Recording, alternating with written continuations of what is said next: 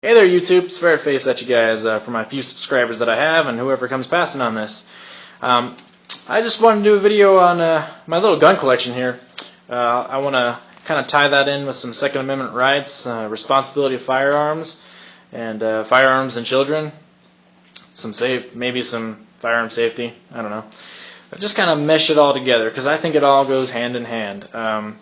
With the recent shootings and whatnot, and our gun rights being threatened by our administration, i.e. Obama, I just think it's very important to kind of discuss it and talk about how important it really truly is to people that are firearms enthusiasts and law-abiding citizens.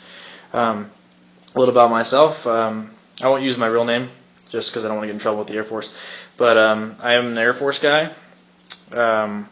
and I grew up in Colorado Springs, Colorado. That's about as far as I'll go there. I'm 19 years old, so I got in the Air Force right out of high school. I had kind of an immature stage through high school.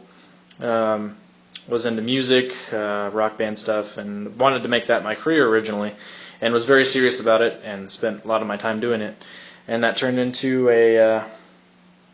as I matured, I lost that want. I didn't feel satisfied by it anymore, and joining the United States Air Force was my calling.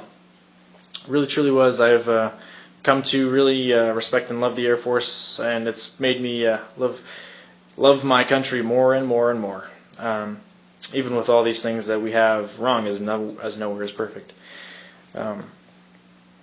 I was raised in a very conservative home, as if you can't tell by the gun sitting over there. I was always taught that firearms were very important and very dangerous and had to be treated with lots of respect.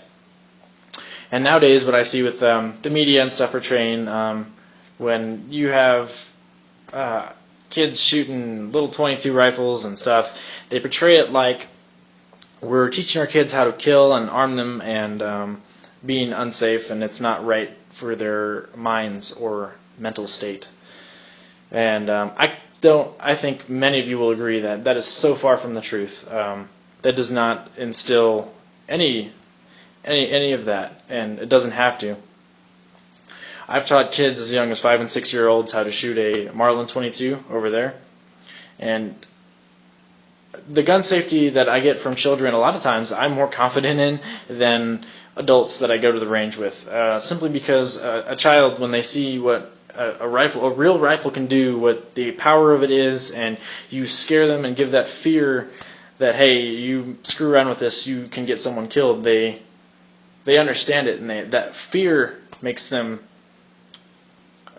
honestly think about gun safety to a whole new level. And it did to me as a child, as I was taught to shoot at a very young age. And that by no means do I say buy a gun for your kid and let them just run with it. That's not it, because kids are kids and they do dumb things. There's this amazing thing that my parents taught me called parental supervision, which very much in America nowadays I do not see. I do not. You go to the store and you got kids screaming and doing whatever they want, running the parents, and it amazes me, even as being a young person, because as a child my parents would have never allowed that. And that doesn't mean beat your kids. I wouldn't apply that by any means, but I think correcting your children is right. The values I think our country are losing every day.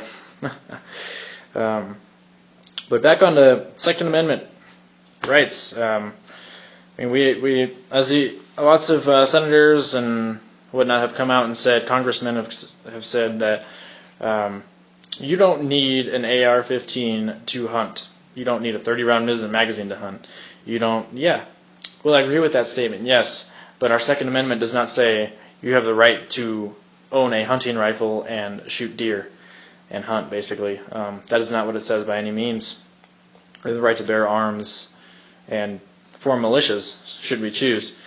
And that's very important. That's a very important thing to remember, I think, because having a 30-round magazine is simply it's an amendment right that we have in case anything should happen, that we would need those to defend ourselves or our country, whether that be from our own government or from an invading government. And I find that many people take that wrong and take that, hey, you're just a gun nut, and that'll never happen. Our government will never do that to us. Our government will never take action against the people, and because our military is so strong, another country could never invade. Being in a military position in the job that I hold, which I cannot say, it's very possible, and I find that if something were to happen, I think it's very important. During World War II, it was said several times that the Japanese would not invade our shores simply because the Americans, there's a gun behind every door. There's a gun behind every blade of grass, I think was the exact quote, maybe. And that's a very important deterrent, I think. Once we start disarming our people, it weakens us as a nation. And that's a very military point of view, and I understand that many people won't agree with that. But it's important to me, and I think it's important to a lot of other people that understand it the way I do. And this collection here, that could amaze me that one president could pass executive orders to ban some of these rifles. No, I don't have my AR-15s or my AKs out here. This kind of wasn't my whole point to doing this video, so I didn't bring them out here. But even rifles such as my PSL over there, they haven't been imported for a long time because of Hillary Clinton. She stopped the import of those and has thus driven up the price of that rifle very much. The SKSs would be banned simply because they have a detachable magazine, and you can put a 30-round magazine on there, and it has a bayonet attached to it, and a grenade launcher. Mosin Nagants, they have bayonets. I don't know if that would ban them, but they're bolt-action rifles. 90% of that would tell me that they wouldn't be banned, but the bayonets probably would be. M1 Garand probably would not be touched, but the M1 carbine has already been touched, as they were not allowed to be imported from Korea recently. And the administration basically said, hey, these are dangerous 30-round assault rifles. And my Marlin 795, the 25-round magazines would go away. And my pistol grip stock actually could become illegal.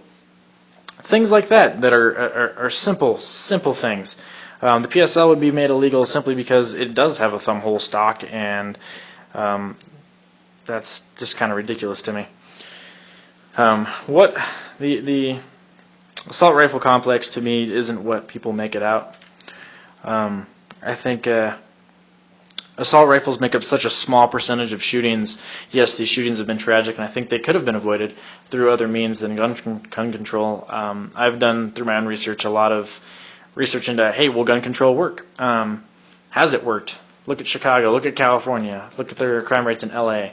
I don't think gun control has really been effective. Is it effective to a point? I will agree, maybe. Very, very, very small amount.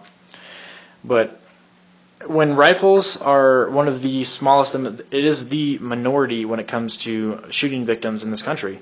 And that doesn't even go to the subcategory of assault rifles. And while we have these tragedies, assault rifles bans may not, I don't think they will help that in any way, shape, or form. And I do my best to be objective as a gun owner, because a lot of people take this banning and fight over firearms very seriously. But I mean, will an assault rifles ban, would have stopped these shootings? No, I don't think so, and here's why. The Adam Lanza, not only did he have an AR-15 Bushmaster 223, whatever you want to call it, he had also acquired 2 handguns that, even if they'd had 10-round magazines, that's still 20 bullets and possibly more magazines. You know, would he have killed as many children? I don't know, and I don't think that is something that is right to discuss.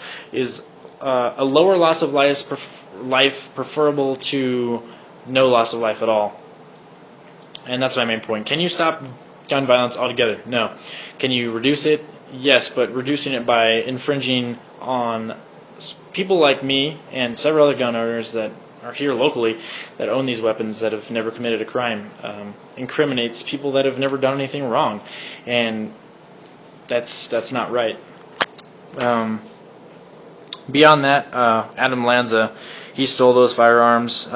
They make it out to be that he legally acquired those firearms. No, his mother legally acquired them, and he stole them from her. He should, and the sad fact there is she should have had her firearms locked up like any gun owner would. As soon as I'm done here, these all go back in my safe, and that's how that's going to be. I only keep out one handgun, and I don't have kids, and I have very few people that come over, so I don't worry about a weapon getting into the wrong hands. That's very important. Gun safety, again, I'll tie this in real quick, a little off topic, but gun safety is just so important. I cannot stress how important gun safety is. Because of this crisis, lots of people that have never owned firearms before have gone out and bought a whole bunch of firearms. I was at one of the pawn shops I was doing my firearms deals through, and he had somebody call him while I was there in the store and asked him how to load a .38 revolver because they had never touched one before, and that is scary to me. Do I have any issues with asking questions? No, but when I have people with such a simple firearm that do not know how to operate them or how to be safe with them, that is terrifying, because when accidents happen with guns, they always blame the gun owner, and that's why I think gun safety is so important. On top of that, I'm trained as a military range master for CADM, so that's another tie into that, but totally different thing. But I'll get back to the amendment rights and the shootings and will gun control work. The second shooting that I'll bring up is the mall shooting. You have to forgive me, I do not remember the shooter's name off the top of my head, but he went to this mall with this. Again, I'm pretty sure it was a stolen AR-15 and illegally acquired, and shot a bunch of people. Tragic as it is, could that have been stopped? First of all, it was a stolen illegal firearm to begin with. Second of all, if he had not had that, would he have used a handgun that was legal? Would he have used a bolt-action rifle? Would he have used God knows what? Holy crap. I mean, there's so many variables to that just insane. When you think about insane people, it drives you insane. But in the end, something that is not put on the news media all that often is that there was a concealed carry person that confronted that shooter, and that's when he shot himself. And that's another thing that I'm going to tie into here is concealed carriers. I cannot conceal carry. Here in the lovely state of Colorado, I can open carry as a 19-year-old, and I bought my handguns from a private seller, which is perfectly legal here in the state of Colorado. And as a military member, I feel fully capable of handling myself with a firearm, and I've been around them. I'm safe. I understand my gun laws very much so, and we have CSPD people in our unit, Colorado Springs Police Department, and I have their approval to open carry. Not that really matters to me, but I think the selfishness of our nation is a huge issue. I wouldn't carry a weapon to defend myself as much as to defend others around me. Endangered of life is a huge thing to me. All life is precious. No one should have to die at the hands of a mass murderer or an insane person. It's just not right. And carrying a weapon, to me, does not give me a sense of power. It gives me a sense of responsibility, in the sense that I take on that if something were to happen, that I would put my life in front of others. And I willingly do that. And is that for everyone to do, and do I recommend that for everyone? No, that is not true, for the same reason that not every person in this country joins the military. There has to be a will, there has to be a right feeling for that kind of attitude. And that's very, very important to me. And it goes along with gun rights. I think the people should, take response. We have these gun rights. Why not use them for something other than our selfish use of them? And defend our own areas. Why should we put every bit of confidence in our police officers? No, yes, police officers are in need. Do I expect to be a vigilante? No. In all situations, police will be called. But when it takes them 10 to 15 minutes to respond somewhere, good God, someone with a bolt-action Mosin, 10 minutes, how many rounds can I load and fire in a Mosin from stripper clips? I could probably put out 30 to 50 rounds. And, you know, that's terrifying. So I don't think it matters what firearm somebody gets their hands on. They're going to do mass chaos. And having armed citizens that are willing to take that on and defend us, defend the people, is very important. And at the same time, there's the debate of, well, if more people are going to get concealed carries, what if insane people get them and start carrying weapons and then they lose it and whatnot? Well, there's that factor in there. But I think that if more people are carrying, then for every insane person, look, just you imagine, there's 800-something million weapons probably in the United States, and if every person that owned firearms carried, and there's such a small percentage of people that go insane and kill people, if there's going to be 10 to 1 of there's going to be 10 people that are armed that are the good guys and one person that's an insane person trying to kill everyone, and that simply means that person's going to go down before he has the chance to kill 20 people. And maybe that's something stupid to say, maybe many won't agree with that, but it's a personal belief. And it's what I think. Our Second Amendment rights are something great to have, and whatnot. But I think a lot of Americans are selfish with that. And gun ownership is not for everyone. And for people that are not into firearms, I have no issues with that as long as they leave me alone and leave my rights alone and let me do what I love doing, and that's target shooting. I shoot at paper. I'll shoot at rubber. I shoot at steel. Unless it's in a military capacity. That's a very important life lesson to me. And, we'll just kind of do a little off-topicness here, and I'll kind of go through my rifles. This is a 17-minute video, please bear with. I have lots of people who are never going to listen to the whole thing, I understand that. But I'll throw my soapbox out on YouTube anyway, just in case somebody listens to it. And, firearms, they're very, very important to me. Am I obsessed? I don't think so. I don't think there's an obsessiveness to this.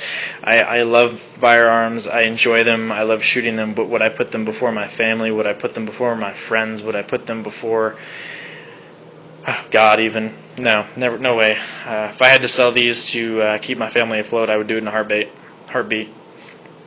And that's simply because they're material objects.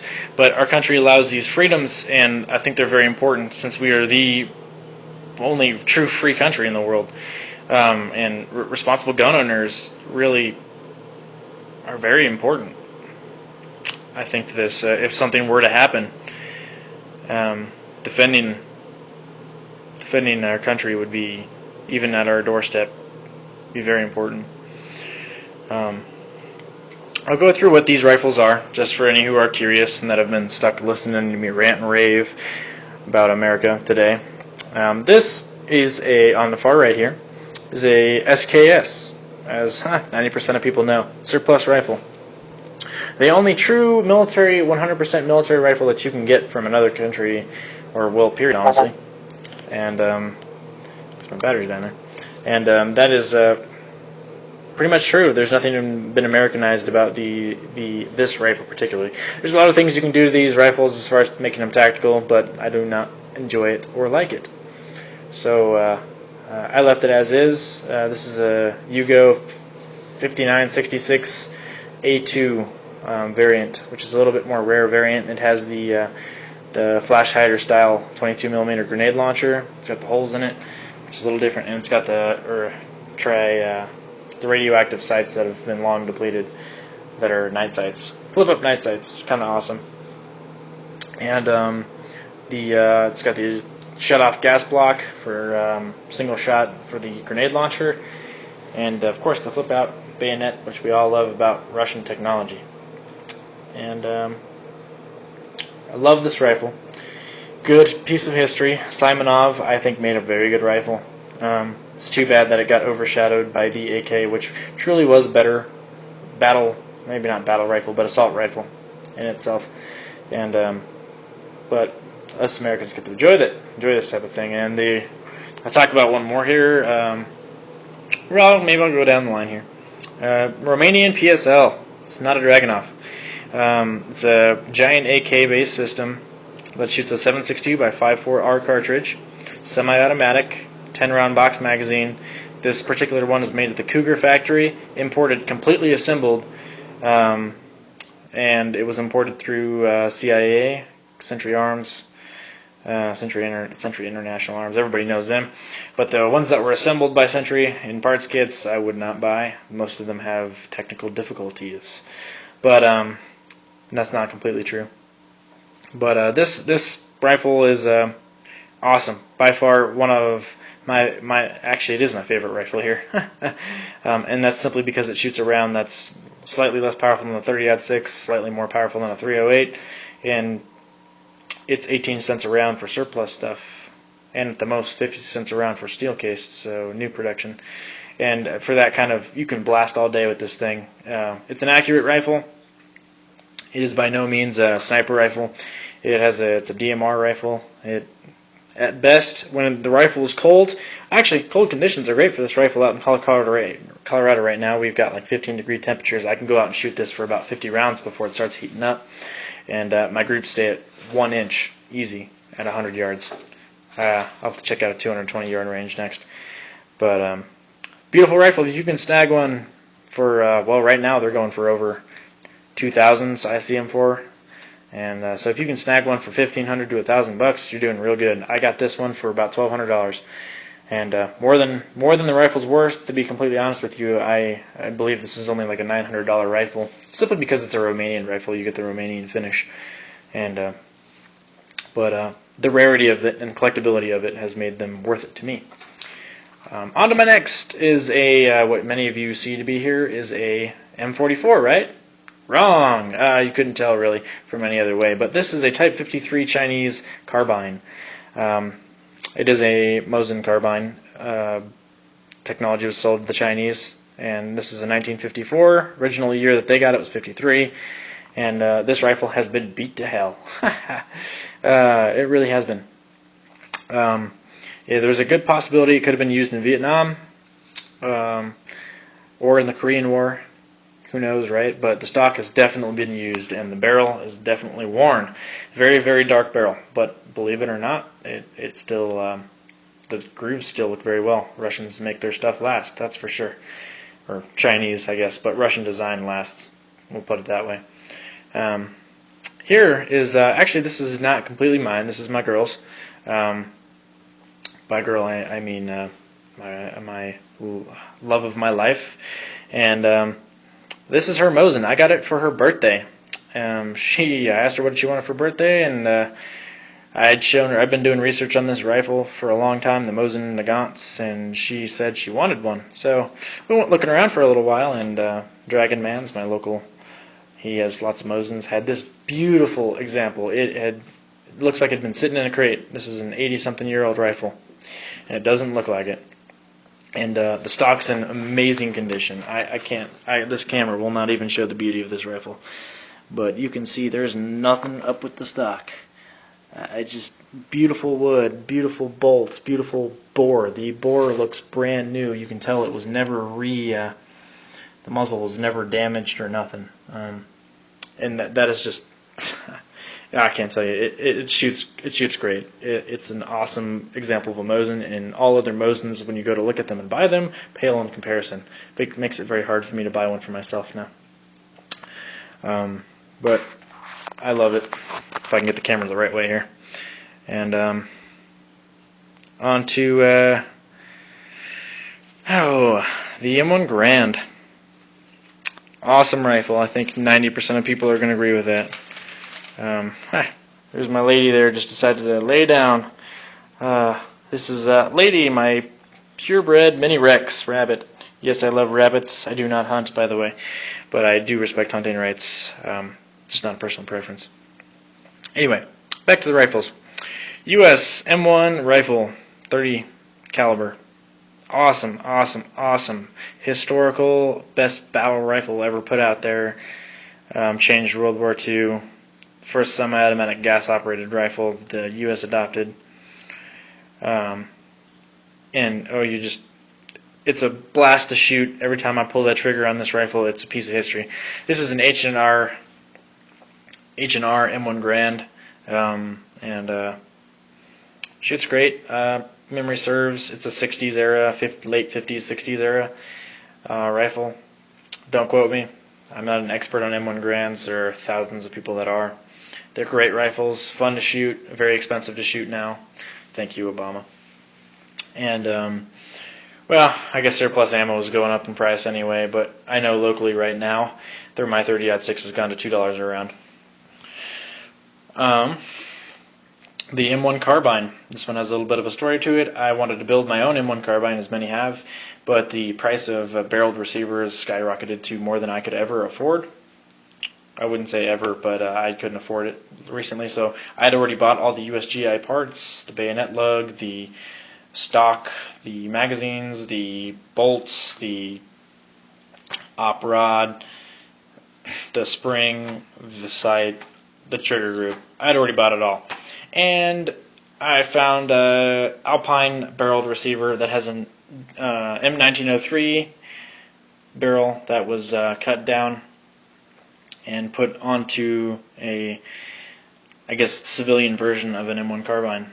And I took that route. I got that receiver for $50. Holy cow. The barrel wear was non-existent, and it was in great condition. And I put it together. Nope, my throat's getting to me. And it's done great. It's very, very accurate. Shoots good. Head spacing was all good. You couldn't ask for more out of a rifle like this. And yes, I someday will get a USGI M1 carbine. And then my Marlin 795, which has a big history to me. The Marlin 795 was given to me by my father as my first rifle. That stock, I put a lot of work into. That stock was very hard. I had to, it's the plastic fiberglass stuff, and I had to Dremel it up and get the magazine or the mag well to fit and piece it all together. And as a 16-year-old doing this, it took a lot of work, and I did a very good job, and I was very proud of it. And I love it. My father was given a Marlin rifle as a kid.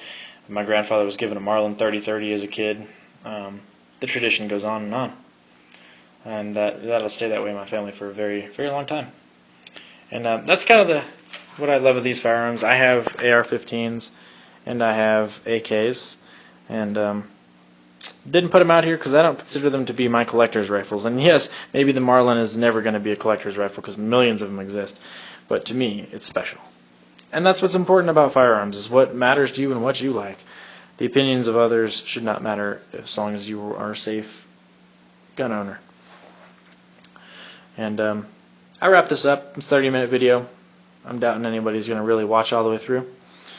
But I'm putting all this out there. It's a lot, and I may have got some stuff wrong as far as the firearms, and I do my best. I don't stay up. I don't have the time. I work 12-hour shifts consistently, so I do my best to enjoy my off time by doing things like this. I set these out there because I need to clean them all. I love firearms. I love our Second Amendment rights. I'm a young kid, to be honest with you. I won't lie. And I love our firearms rights. I respect firearms, the power of them. And I love this country and my Second Amendment rights to own these. And that should not be restricted for... There are millions of gun owners out there, and in comparison to the shootings that we do have, they could be avoided by other ways. And I'll tell you, for the people that make the end of this, I do believe background checks for all firearm purchases is actually probably a good idea, because when I go on Arms List and purchase a firearm from someone, or someone buys a firearm from me, they can show me a driver's license all day long, and they can show me they're a resident here, and they can still be a felon, and I would never know. That still wouldn't close it all the way, but I think it would help. And y'all can let me know what you think. It's my little collection as what I am. Pharettface out.